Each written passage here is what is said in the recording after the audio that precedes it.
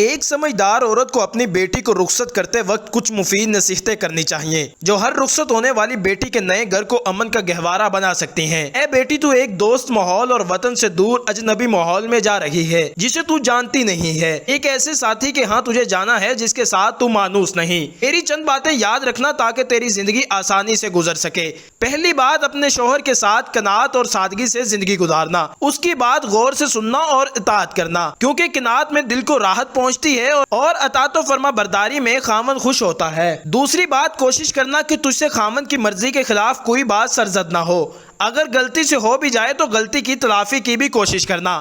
تیسری بات، خوب بناؤ سنگار کرنا، مگر صرف اپنے خاوند کے لیے، تیرا خاوند تجھے صاف ستھرے اور مہکتے لباس میں ہی ملبوس دیکھے۔ چوتھی بات، اس کے کھانے کے وقت کا خیال رکھنا، سونے کے وقت کا بھی اور اس کے آرام کا بھی، کیونکہ بھوک کی شدت ناقابل برداشت ہوتی ہے اور نیند سے اچانک جاگنا غصے کا سبب ہوتا ہے۔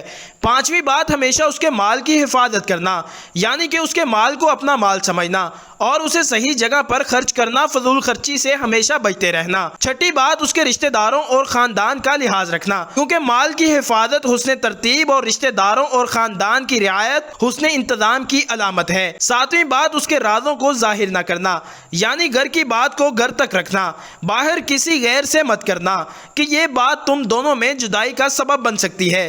آٹھویں بات، اس کے حکم کی نافرمانی نہ کرنا، اگر نافرمانی کی تو اس کے غصے کو بھڑکا دے گی اور یہ چیز تمہارے لیے انتہائی نقصان کا باعث ہو سکتی ہے۔ نویں بات، تجھے اچھی طرح معلوم ہونا چاہیے کہ یہ تمام چیزیں تو اپنے خاوند سے اس وقت تک حاصل نہ کر سکے گی جب تک تو تمام تر معاملات میں اپنے خاوند کی خواہش اور رضا کو اپنی مرضی پر ترجیح نہ دے۔